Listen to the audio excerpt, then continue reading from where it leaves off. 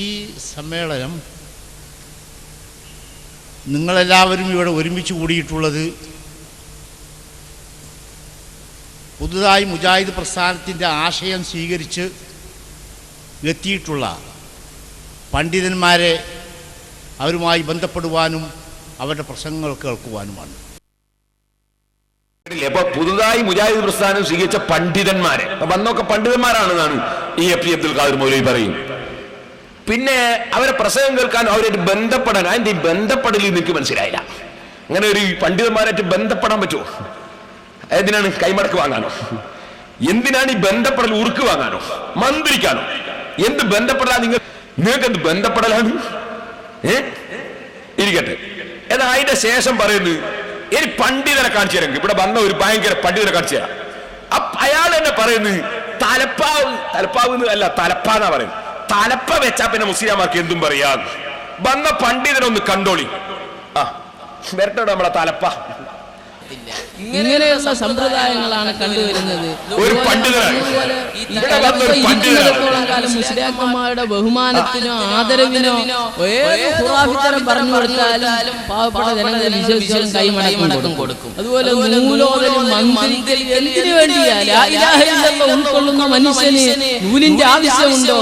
ചരടിന്റെ ആവശ്യമുണ്ടോ? റസൂലുള്ളാഹി സ്വല്ലല്ലാഹു അലൈഹി വസല്ലം പറഞ്ഞത് മൻ തഅല്ലക ശൈഅൻ വഖുലി ഇലൈഹി, ആരെങ്കിലും തന്റെ ശരീരത്തിൽ എന്തെങ്കിലും ബന്ധിപ്പിച്ചാൽ അല്ലാഹു അവനിൽ ഒഴിഞ്ഞു മാറുകയും ആ ചരടിലേക്ക് അവനെ ഏൽപ്പിക്കുമെന്ന് റസൂലുള്ളാഹി സ്വല്ലല്ലാഹു അലൈഹി വസല്ലം പറഞ്ഞു. അതുപോലെ തന്നെ ചെയ്യത്തില്ല. ഇങ്ങനെയുള്ള സമ്പ്രദായങ്ങളാണ് കണ്ടുവരുന്നത്. ഇതുപോലെ പറഞ്ഞതുപോലെ ഈ തലപ്പ ഇരിക്കുന്നിടത്തോളം കാലം മുസ്ലിംമാരുടെ ബഹുമാനത്തിനോ ആദരവിനോ ഏത് ഖുറാഫിത്തരം പറഞ്ഞു കൊടുത്താലും പാവപ്പെട്ട ജനങ്ങളെ വിശ്വസിച്ചും കൈമടക്കം കൊടുക്കും. അതുപോലെ നൂലോദലും മന്ത്രിക്കലും എന്തിനു വേണ്ടിയാ? ലാ ഇലാഹ ഇല്ലല്ലാഹ്.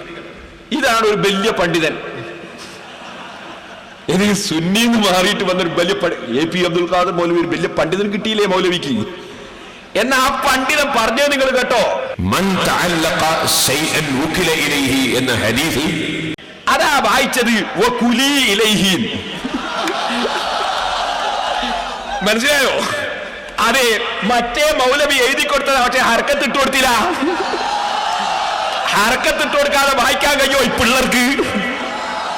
ഒന്നുകൂടി വെച്ചാ മതി. ഒന്ന് എല്ലാവരും കേൾക്കേണ്ടത് ഒന്നുകൂടി. നൂലിന്റെ ആവശ്യമുണ്ടോ?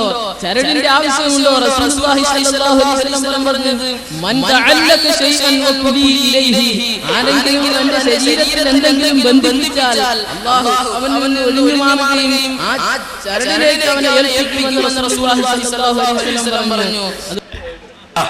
അപ്പൊ ഒരു പണ്ഡിതൻ ഇപ്പൊ കണ്ടത്, പണ്ഡിതന്മാരിങ്ങനെ കൂട്ടത്തോടെ പോവുകയല്ലേ. വായിച്ചതും അർത്ഥം പറഞ്ഞതും ഒക്കെ തെറ്റാ.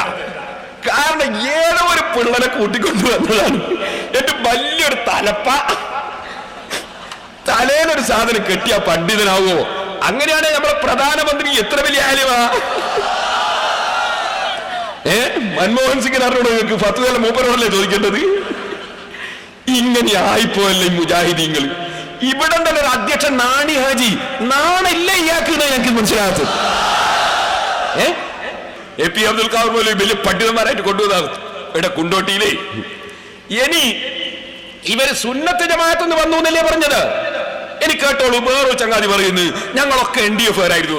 കേട്ടോ, എനിക്ക് എന്റെ NDF സുഹൃത്തുക്കളോട് പറയാനുള്ളത്, NDF പ്രസ്ഥാനത്തിൽ നിന്നും ഒരു ഹമനാനി മാത്രമല്ല രാജിവെച്ച് ഈ പ്രസ്ഥാനത്തിലേക്ക് കടന്നു വന്നത്. എന്നെപ്പോലെ അതുപോലെ നവാസ് റഷാദിയെ പോലെ മുമ്പ് നമ്മോട് സംസാരിച്ചു പോയ ഹുസൈൻ നദവിയെ പോലെ ഒരുപാട് NDF പ്രവർത്തകർ ഈ പ്രസ്ഥാനത്തിലേക്ക് കടന്നു വന്നു. അപ്പോ ആരാ പോയത്? സമസ്ത കേരള മെമ്പറാ. കുറെ NDF-കാര് ജമാഅത്ത് ഇസ്ലാമിയും മറ്റൊക്കെ ആയിട്ട് പ്രവർത്തിക്കുന്നവര്, തബ്ലീഗ് ജമാഅത്തുകാര്, നൂർഷാ തരീഖത്തുകാര്, ഇങ്ങനത്തെ കുറെ ആളുകളെ കൊണ്ടുവന്നാൽ അത് സുന്നത്ത് ജമാഅത്ത് വന്നതാവോ? ഇനി രണ്ടാൾ വേറോ ചങ്ങാതി പറഞ്ഞിട്ടോളി ഞാൻ തബ്ലീഗ് ജമാഅത്തുകാരനായിരുന്നു എന്ന് പറയും. കേട്ടോളി.